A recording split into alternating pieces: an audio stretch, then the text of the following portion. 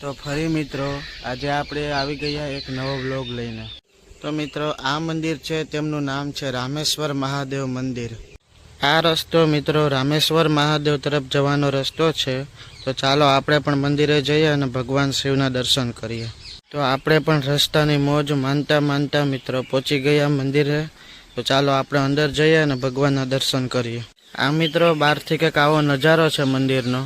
જો સામે એક નદી પણ છે મિત્રો, તે નદીનું નામ સરસ્વતી નદી કહેવામાં આવી છે। તો મિત્રો આ છે જે નદી છે જેમનું નામ સરસ્વતી નદી છે અને તેમની વચમાં આવેલું આ શિવલિંગ છે જેમનું નામ રામેશ્વર મહાદેવ છે। જુઓ મિત્રો આ નદીનો નજારો કંઈક આવી રીતના છે। તો તમે પણ આ નદીનો નજારો જુઓ।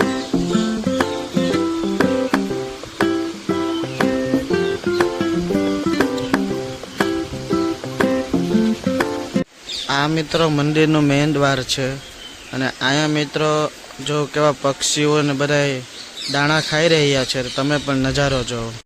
આવો નજારો છે મિત્રો આ મંદિરનો। બધા બહારથી આવી રીતના દેખાય છે આ મંદિર। તો ચાલો આપણે પણ અંદર જઈએ અને ભગવાન શિવના દર્શન કરીએ। પછી મિત્રો આપણે પહોંચી ગયા મંદિરના દર્શન કરવા માટે। તો ચાલો આપણે પણ અંદર જઈએ અને ભગવાન શિવના દર્શન કરીશું।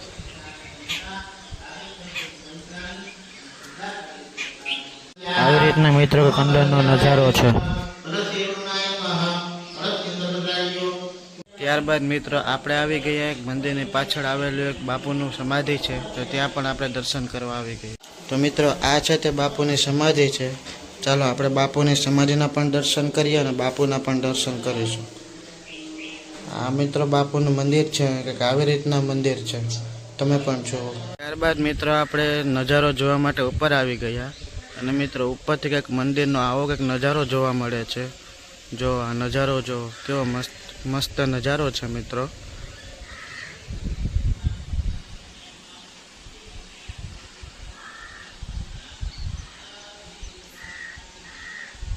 તો આવી રીતના મિત્રો ઉપરથી કંઈક આવો મંદિરનો નજારો જોવા મળે છે। જો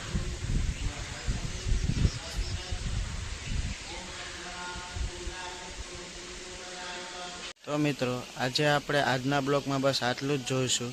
જો તમને આ બ્લોગ જોવાની આનંદ થયો હોય તો મારી આ ચેનલને લાઇક, શેર અને સબસ્ક્રાઈબ કરવાનું ભૂલશો નહીં અને મારી ચેનલ પર બન્યા રહેજો જેથી કરીને તમને પણ દરરોજ નવા વિડીયો જોવા મળશે।